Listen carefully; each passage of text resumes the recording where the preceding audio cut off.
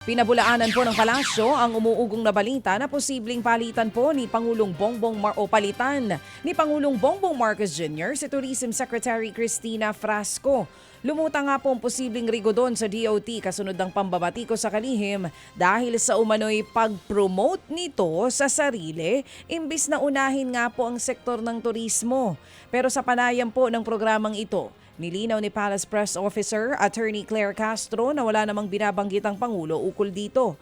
Kahit ang ibang officer in charge na humahawak sa ibang ahensya, hindi din daw papalitan sa ngayon.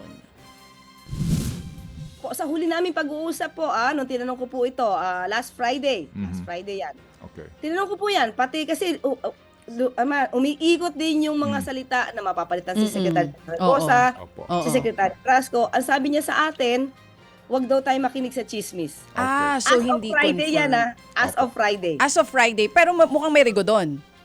Wala po. Wala. Yung huli namin pag-uusap, wala pong rigodon. As of Friday. Yan nga po ang tinig ni Palace Press Officer Attorney Claire Castro. Sa iba pa pong balita, pinabulaan na naman ng puganteng si Zaldi Co na nagpadala po siya ng kinatawan para makipagdialogo sa gobyerno.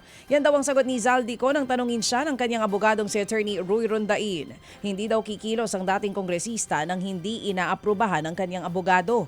Sigurado rin naman daw ang abogadong hindi siya paglilihiman ng kanyang kliyente patungkol sa pakikipag-usap sa pamahalaan.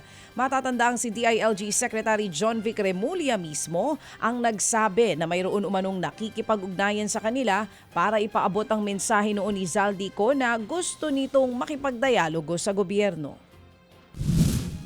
Nag-usap kami sa telepono, madalas. Sabi niya wala.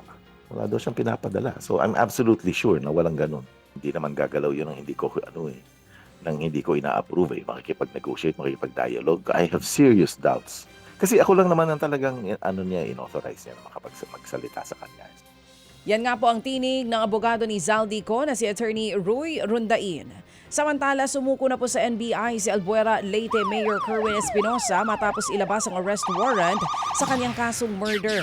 Dumating po si Espinosa sa NBI kasama ang kanyang abogado. Matapos nga po ang booking procedure at iba pang proseso, ikinulong si Espinosa sa Cebu City Jail. Sumuko din ang dalawa pang kasama nito. Walang piyansa na pinayagan ang korte. Mga kapatid, brothers and sisters, saan ka pa? Dito na tayo sa Totoo. Dito na tayo sa True FM. Mga kapatid, mag-subscribe and follow po kayo sa social media accounts ng True Network PH. Yan po kami, hanapin nyo lang True Network PH, Facebook, Instagram, YouTube, TikTok, and podcast. Mapa Apple or Spotify man yan, mahahanap nyo kami. Lahat ng mga napapanood at napapakinggan nyo po sa programa, nasa social media accounts namin yan. So paano mga kapatid? See you sa social media!